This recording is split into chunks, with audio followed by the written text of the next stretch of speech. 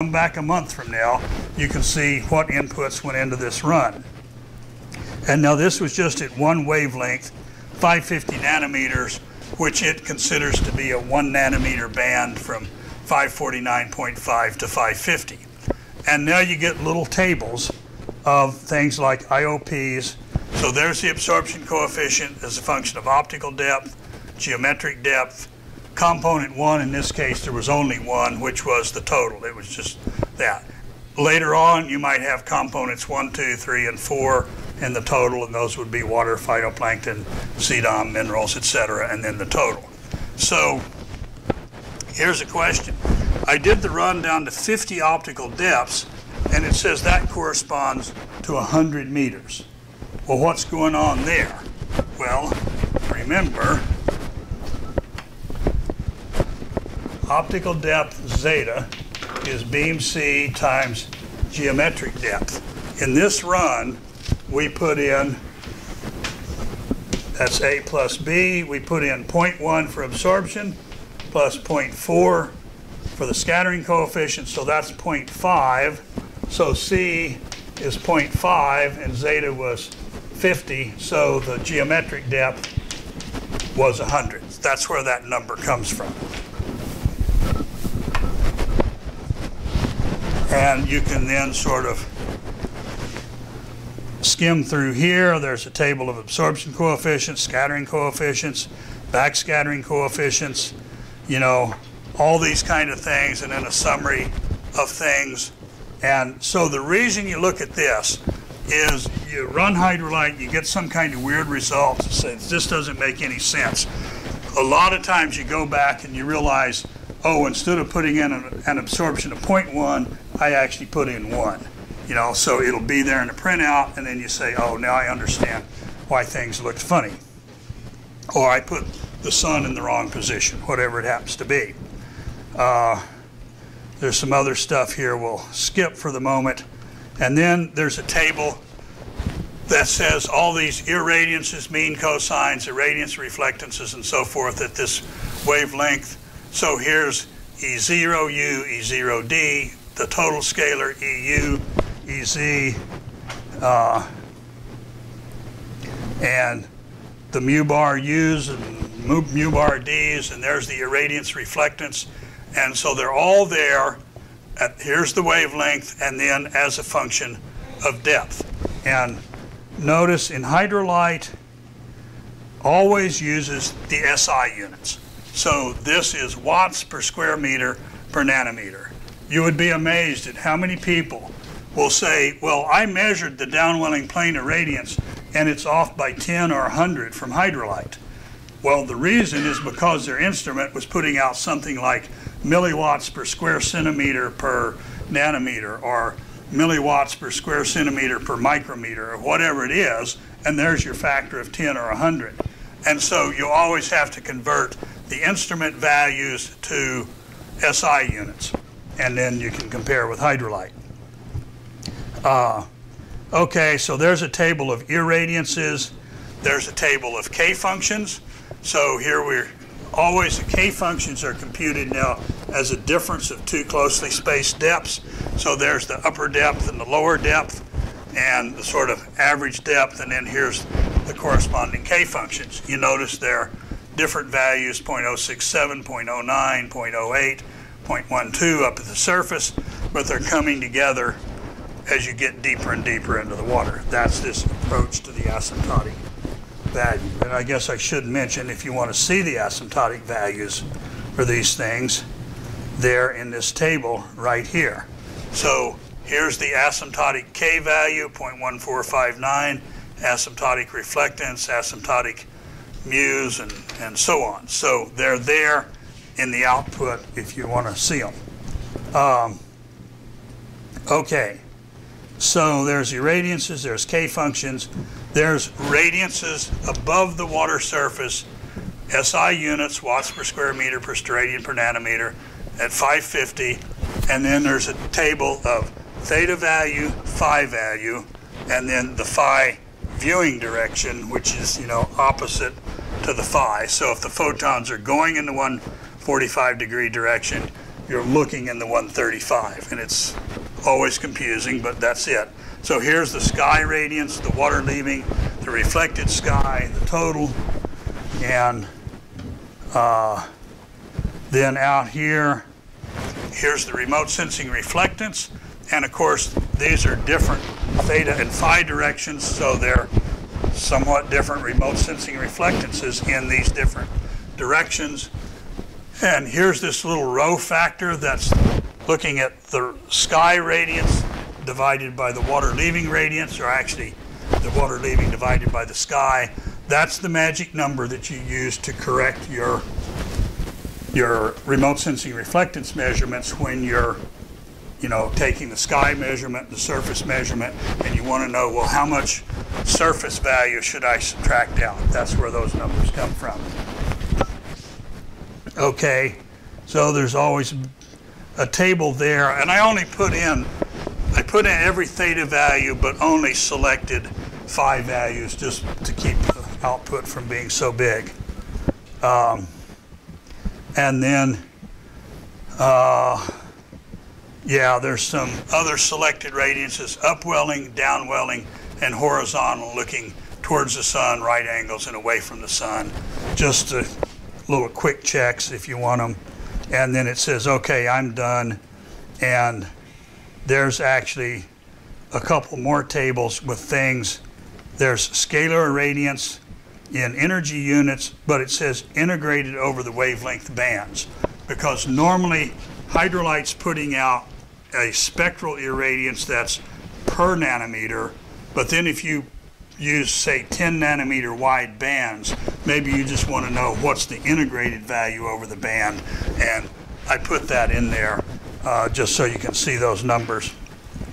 Okay, so then there's quantum irradiances, where I convert things to micromoles of photons per square meter per second, and these are integrated over the wavelength band, because if you're a biologist, this is the number you want to use in your photosynthesis model. It just says, I have this many photons per square meter per second over the wavelength range from 400 to 410, and that's what I'm going to use for fluorescence or photosynthesis. Okay, and then it finally gets down here and it says, PAR was not calculated for this run. Why? Because we didn't go from 400 to 700, so it wouldn't be meaningful. Okay, so that's that. You look at the output in the, let's do the Excel one next. If you look at the, So I did run the example review on my computer, but I don't have anything in the output. Yeah, ours are stage still running. I don't have anything in the output. Well, the reason whole table seems still running, but okay, something's weird, because this should have just run in like 3 seconds. so you should be getting the output. No, I didn't get the output. Okay, well, we'll work on that in a minute then. Let me finish up here, and then I'll go around and see The software is old, what's going on. but Because you should have gotten that little window that popped up and says hydrolight's done. Now you can look at the output. If you didn't, something weird is happening. So we'll look at that in a minute. Okay, so let's do one more run here. It says define a new batch run. Let's just go back to the first, and we'll call this, run 2, and second example.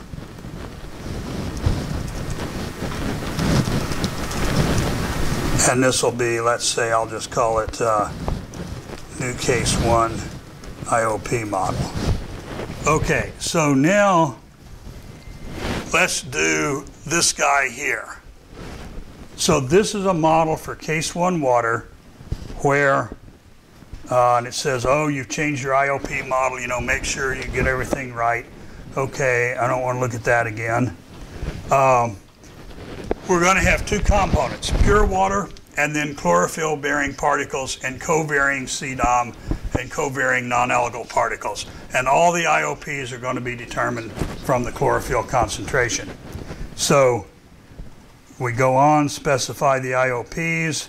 Now it's telling me here that I'm using the seawater defaults, but if you're working in freshwater, there's several options. You can pick one that has scattering for freshwater, or there's this old Smith and Baker data some people like.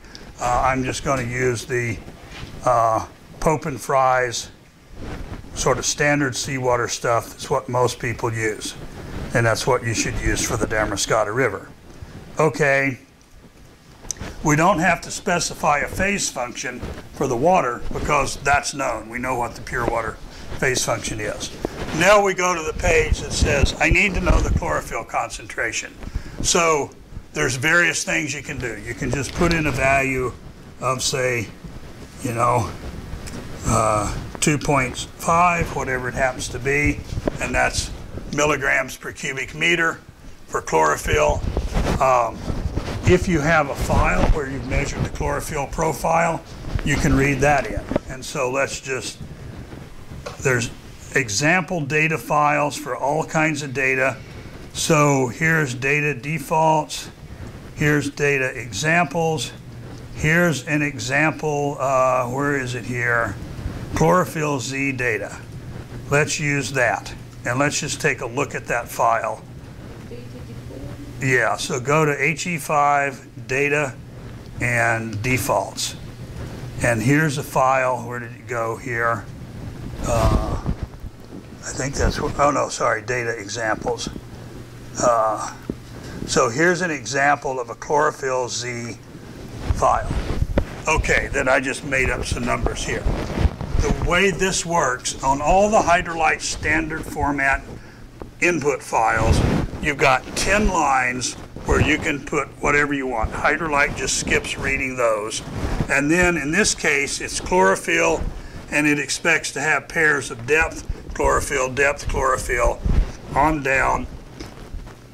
And then you can either just have the end of record, but I recommend doing something like you would put in a negative depth and just some value here. And Hydrolite just will keep reading, and it says, oh, negative depth in the file. Or this might be a negative wavelength in some other file. So anyway, there's always a little standard format file like this where you can put in your measured data. And this is the format for a file of chlorophyll versus depth. So let's just use that one and see what comes out. And this goes down to 25 meters. So if I do the run to 50 meters, it's going to use this chlorophyll value from there on down because that's the last one it had. So whenever you do something, let's say you have an AC9 file and the first wavelength is 412 nanometers and you say start the run at 350, I had a choice. I could either say stop the run and say you don't know the IOPs at 350, or I can just say use the nearest value, which is at 412, and use that all the way down to 350, and then put a rude error message in the printout file that says you really need to fix up your input because I'm assuming that chlorophyll is constant below 412, and that's probably not really correct, but at least it'll run. Okay, so there's what I'm going to use there. And so we've now put in, we've told it, let's use this chlorophyll value. And then there's some choices on when you get down near 300 nanometers, there are things called mycosporin-like amino acids and so forth. They can be extremely strongly absorbing. And I have 3 files that you can either say use low, medium, or high UV absorption. That only affects things down like 300 to 320 nanometers. So for now, let's just use the default, which is the medium one. And so we continue, and it just sort of tells you, here's where I'm going to get this data. Is that correct? Yeah. Now we can include chlorophyll fluorescence because I haven't said anything about the wavelengths yet, so that's still open. That AB constant one was the only IOP model that assumes there's just one wavelength. So I can click here to say I want to include chlorophyll fluorescence and CDOM fluorescence and Raman scatter. All right. Then there will be a little window pop up and it'll say, okay, I'm going to get the chlorophyll data from this file, and CDOM is going to be calculated from the chlorophyll concentration under the assumption that it's this case 1 water, and the rest of the run must include the relevant excitation and emission wavelengths, because I've clicked that I want to include inelastic scatter. All right, fine. So now I come up, it's time to pick the wavelengths. Notice I cannot do a run at just one wavelength here, because I've already said I'm going to have inelastic scatter. So I have to include the wavelengths, or more than one wavelength. So let's say we want to do the run from 400 to 700 by, I don't know, 10 nanometer bandwidths. And then we'll say, okay, do that one. Here's the wind speed. Wind's now up to 6 meters per second. And I'm now going to use what I call the Semi-Empirical Sky Model.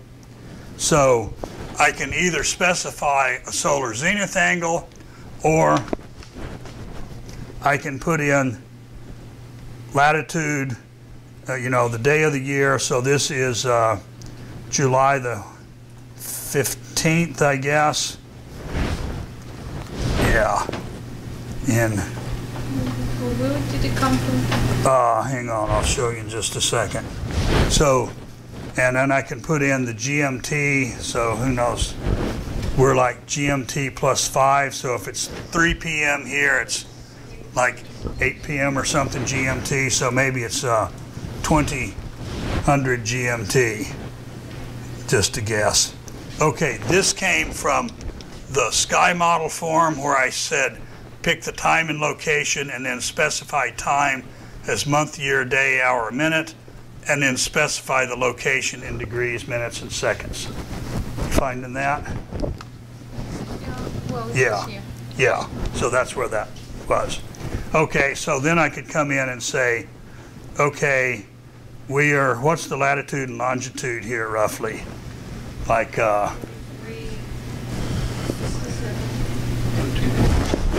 what was it? So whatever, 46 degrees north, and okay, so we'll just go with 46, and the longitude is like 80 or something, louder? 67? 43, 56. Okay, hang on, so we want 43. 53 degrees, 56.15 degrees. Okay, so well, we're going to use, okay, wait a minute. It's 43 degrees and how many minutes? 56.16. 56 minutes, let's just call it even. And what's the longitude? 69. 69. And 34.79. 34, let's just go with that. Okay, close enough. So I put that in there. Hydrolite will compute where the sun is, and then you could pick the thing that just says, I don't want this, I just want to put the sun at 30 degrees or 60 or whatever. And then what's the sky conditions? Well, 0 is clear sky, 100% overcast, or 100% cloud cover is overcast. So today it's sort of overcast. So let's just put 100%. Making sense? Okay, so I've now told it something about the sky conditions and all of that. And it says I'm going to use this model called RadTran-X to compute, that stands for RadTran Extended, to compute the irradiances given your solar conditions and your atmospheric conditions. And then good enough, we'll just take all this other stuff. Let's make the water finite depth, and it's going to be, I don't know, you know, brown algae on the bottom out here, whatever it is. And we're going to, whoops, accidentally, I'm going to put the depth at, I don't know, 5 meters deep, and I'm going to save the output. Oh, well, actually, let's do it this way. Let's put the output at 0, and then your little TSRB thing was at like 0.32 meters depth or something. So maybe you want to save the output at 0.32 because that's what you need for comparing with that instrument's measurement. And then you'll use 0.5 meters, whoops, 1, 2, 3, 4, and 5 maybe. Okay, those outputs do not have to be equally spaced. And then the only option now is that these depths are in meters because we've got more than one wavelength. So a given geometric depth corresponds to different optical depths at different IOPs. Yeah, Kale. For non-constant IOPs, can you still do it in optical depth? Only if you're doing it just at one wavelength. Then you could read in like a chlorophyll profile or something like that, and then say just do the run at one wavelength and then output at those optical depths. But nobody ever does that, because if you're working with a chlorophyll profile, you're living in geometric depth world anyway. So the optical depths are really just used for kind of idealized radiative transfer simulations. Other question? Okay. So anyway, we specified that, and so let's just save that output, and let's do a hydrolyte run here. And so now it's clicking through the wavelengths, sort of 0.4 of a second for each wavelength, but when we get out towards 700, it'll start slowing down, 0.6 of a second, 0.7, and now it's done. So it's slowed down at those longer wavelengths a little bit, from like 0.4 to 0.7 of a second, but it was the same geometric depth at each wavelength. So why did it take longer to run at red wavelengths than at blue? Yeah, it's because the water absorption is starting to increase beyond 600. So 5 meters is more optical depth at 700 than it is at 400 for this run. Okay, so now if we take a look at the output, just take a quick look at the printout. There's our run 2 guy. It's the same sort of thing now that we looked at before. Whoops. So, you know, documentation on what IOP model I used and all of that. And now you notice it says here, we back up, that I'm using this new case 1 IOP model for absorption and scattering. Component 1 is pure water, 2 is small particles, 3 is large particles, and 4 is CDOM. That's the way this Bricot and Morel model breaks up absorption and scattering. And I'm using the pure water values for seawater, and then, you know, it read those from this file. There's the first couple of records, and then here's the phase function for pure seawater, was a Rayleigh-like one.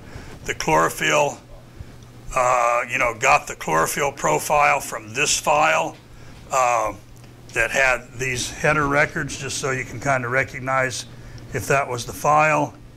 Here's our chlorophyll profile versus depth. That's just what it read from the file. Okay. Then it says, oh, okay, he included chlorophyll fluorescence in this run, and the quantum efficiency was 0.02, 2%. He included CDOM fluorescence. He included, you know, Raman scattering with some information about that. Is that really what I wanted in the run? Yeah, okay. Then down here, it says that I compute the sun's zenith angle was at about 46 degrees. So that's probably a reasonable guess for what it is out there. And here's the latitude, the longitude, and all of that stuff. And then it's actually gonna, this version that you guys have doesn't care about the sun angle relative to the wind speed. And we picked that the cloud fraction was 1, so it's a heavy overcast, in which case you won't be able to see the sun in the output anyway because it's a heavy overcast. If it was a clear sky, you'd be able to see where the sun was in the radiance distribution. There's a bunch of atmospheric info here. I just took all the defaults, but if you want to change the ozone concentration or the water vapor concentration or whatever, you can do that in the user interface. And then, you know, there's the wind speed. The bottom boundary was at 5 meters, and it says that the BRDF was Lambertian, and the bottom reflectance came from this file of brown algae. Okay, just tells you what's there. And then finally, okay, so, well, actually, here's now the absorption coefficients for 4 components, which were water, small particles, big particles, and CDOM, and then the total here. The absorption, it just does everything as being one component, so component 3 is 0, but the scattering breaks up things into small particles, which are component 2, and big particles, and then CDOM is non-scattering. And then there's the total IOPs, and they are now going to depend on depth and wavelength. Okay. There's,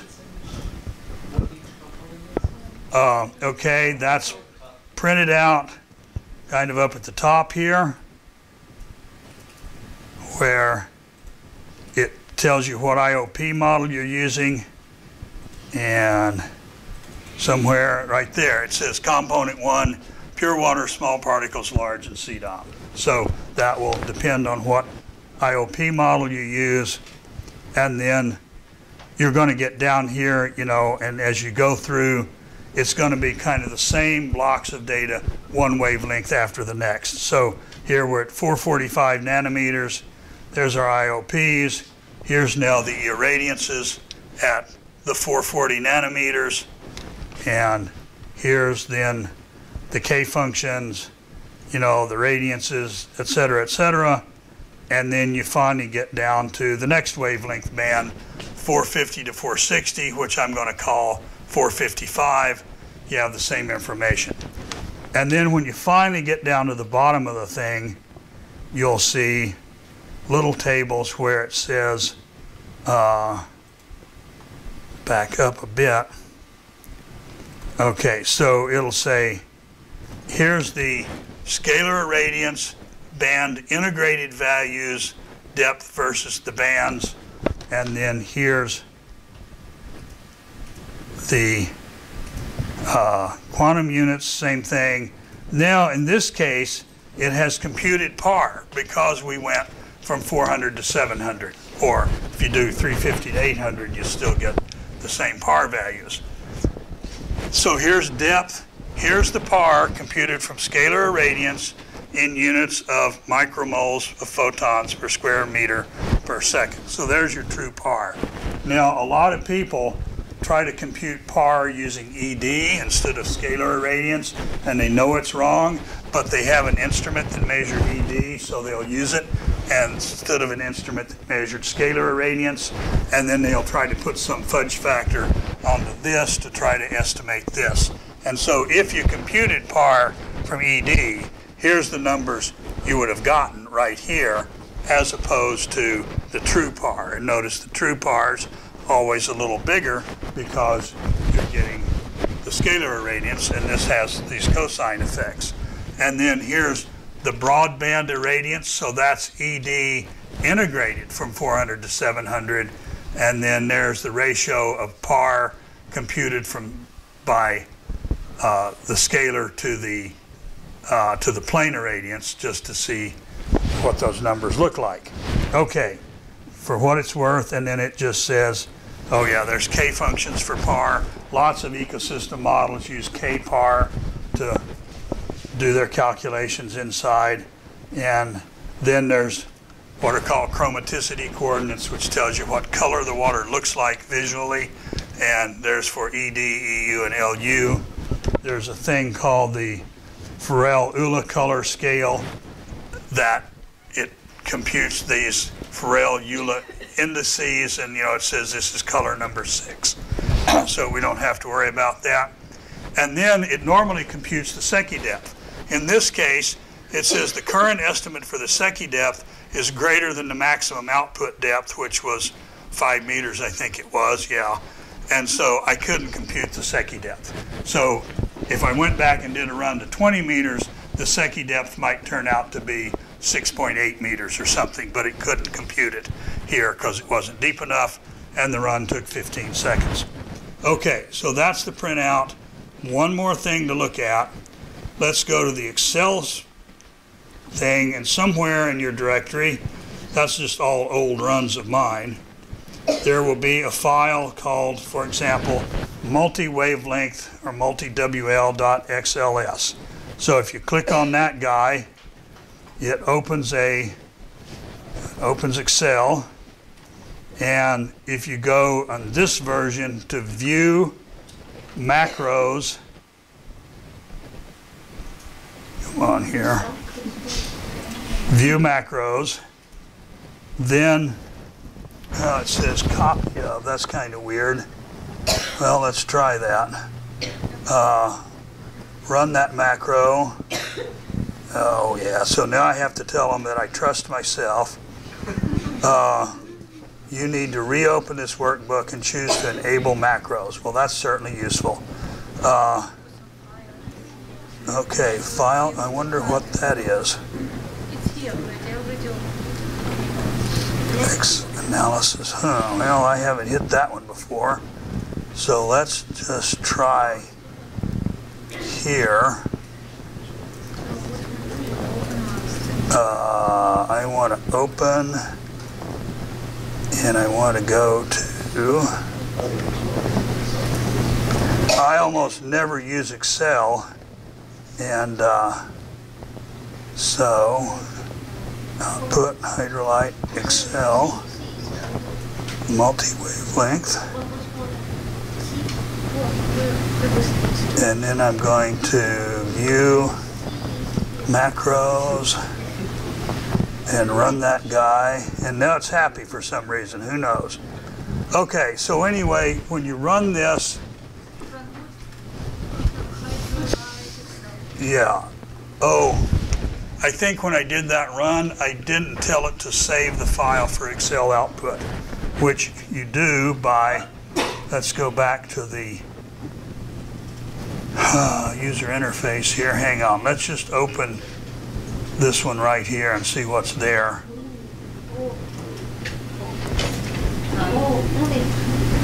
Okay, when you run the user interface, so here it is right here, at the end there's a change output options, and if you're going to use Excel spreadsheets, check the box here that says save these guys, and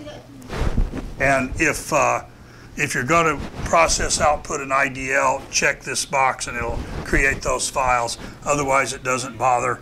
Or there's also a file that has all the radiance distribution that you may want to look at. Normally I don't make that, but if you want it, you can click there. Now some reason here,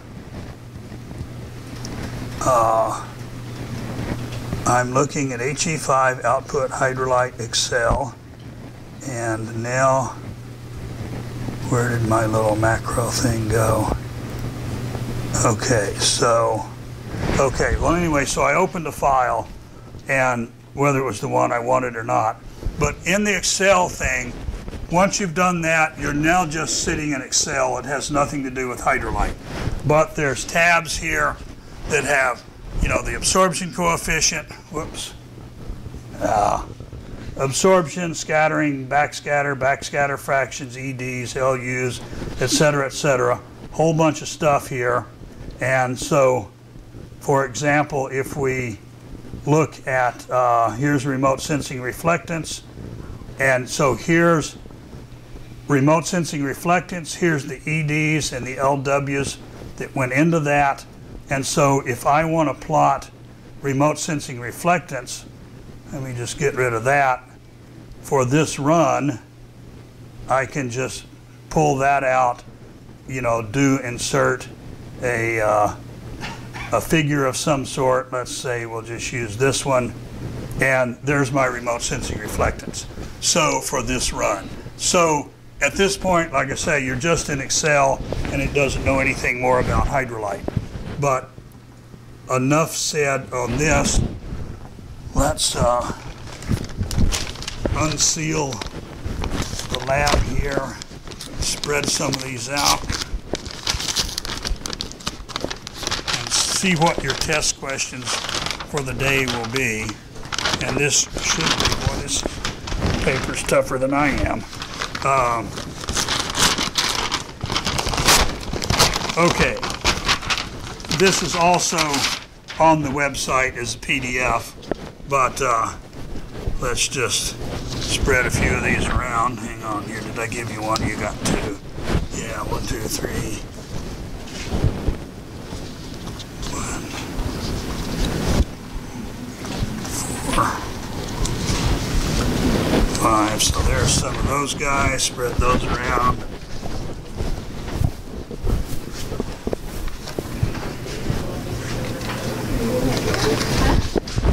Pass those down. Pass these guys down. So what's here is just 4 or 5 little runs to try that start out with one about optical depth, doing a couple of runs and seeing what you learn there. That's exercise 1. Let's see, exercise 2 is looking at the errors. What if you have an error in something like the absorption coefficient, what does that do to your in-water irradiances and so forth? So you can do that, you make a run, and then you change the absorption, make another run, compare the outputs and see what happens.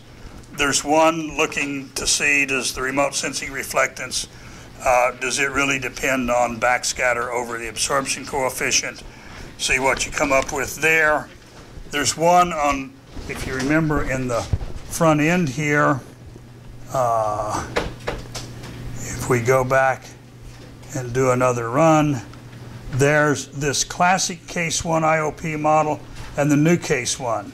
So do a run here and do something like put in the same chlorophyll and then, you know, put in like a chlorophyll of 2 here and pick some phase function, let's say 2% backscatter, do a run, go back to the other case 1 IOP model, which is the one we just ran, put in a chlorophyll of 2 and do the 2 runs and see how the 2 case 1 IOP models, what do they give you for things like remote sensing reflectance or in-water irradiances. They'll be different. They're just 2 models for case 1 water. Neither one of them probably correct.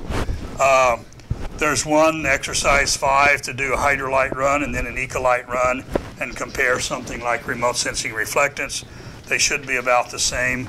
And then just keep playing with hydrolite. So you guys can start digging through this stuff, and then I'll be going around helping with whatever questions you have, especially for those of you who for some reason it decides it doesn't want to run. Oh, okay. And so then I'll just hang out, ask me questions, and the bottom line is, you know, feel free, work through these problems, but feel free to just experiment around, you know, whatever interests you, you know, put in like a series of chlorophyll runs and look at remote sensing reflectance, or, you know, whatever. Just play with it. It's there. The worst you can do is like blow up your computer. So anyway, go to it, and I will then be around for questions, and I'll try to hang out, you know, like after dinner a little while. If people are having some weird problem, yeah,